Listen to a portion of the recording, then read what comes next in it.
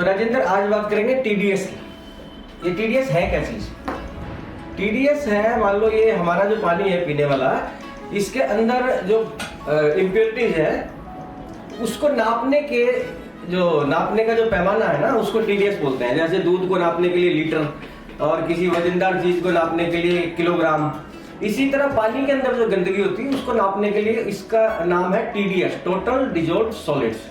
TDS का मतलब जितने कि हमारे पानी के अंदर हैवी मेटल्स हैं या कुछ भी हैं, उस चीज के लिए हमारे ये होते हैं। और ये आता कहाँ से है? इसमें आता कहाँ से है कि जैसे हमारे पीने के पानी के 3 सोर्सेज हैं, और नदी का पानी है, झरने का पानी है, या कॉर्पोरेशन का पानी है, या फिर बोरिंग का पानी है। ये तीनों अलग अलग पानी है। तो इसमें इम्प्योरिटीज जो है, ये टीडीएस आता किस तरह से है कि कुछ है, एक है नेचुरल इम्प्योरिटीज। मतलब नेचुरल का मतलब हो गया जो बोरिंग के पानी में होगा, नेचुरल इम्प्योरिटीज है, वो नीचे से आया है, उसके अंदर इम्प्योरिटीज होती है। अब फिर एक आर्टिफिशियल इम्प्योरिटीज। आर्टिफिशियल का मतलब है कि जैसे कॉर्पोरेशन का पानी हमारे पास आया है तो उसमें पाइपलाइन लीक है, वो कहीं नाले से टच है, या पाइपलाइन बहुत पुरानी है, उसमें लोहे का जंग लगा हुआ है, वो आ रहा है, या इस तरह की जो चीजें उसके अंदर मिक्स हो जाती हैं। तो जो आर्टिफिशियल इम्प्योरिटीज होती है, इसमें गंदगी बढ़ती है लेकिन टीडीएस नहीं बढ़ता कभी भी।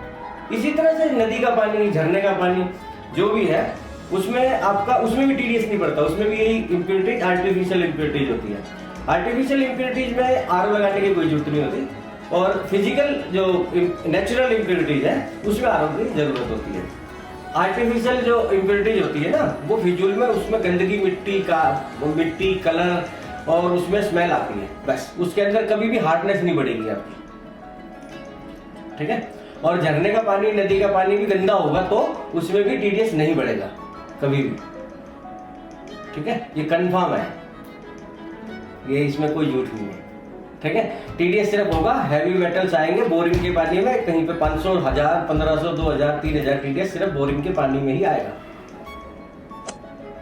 ठीक है। ये कंफर्म बात है। लेकिन अब तुम केमिकल फैक्ट्री का निकाल करके और नदी के पानी में मिक्स करके कहोगे भाई टीडीएस बढ़ गया, वो बात नहीं है। सिर्फ नदी का पानी जो वैसे नेचुरल गंदा होता है वो आ रहा है, उसमें नहीं बढ़ेगा।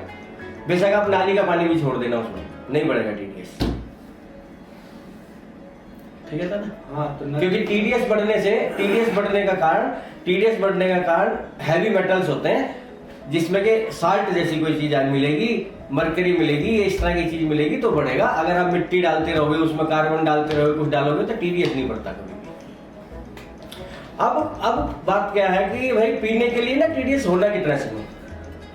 अब पीने के लिए टीडीएस कितना होना चाहिए? कोई कहेगा भाई 50 टीडीएस होगा, कोई कहेगा 100 टीडीएस होगा, कोई कहेगा 200 होगा। अब हमारी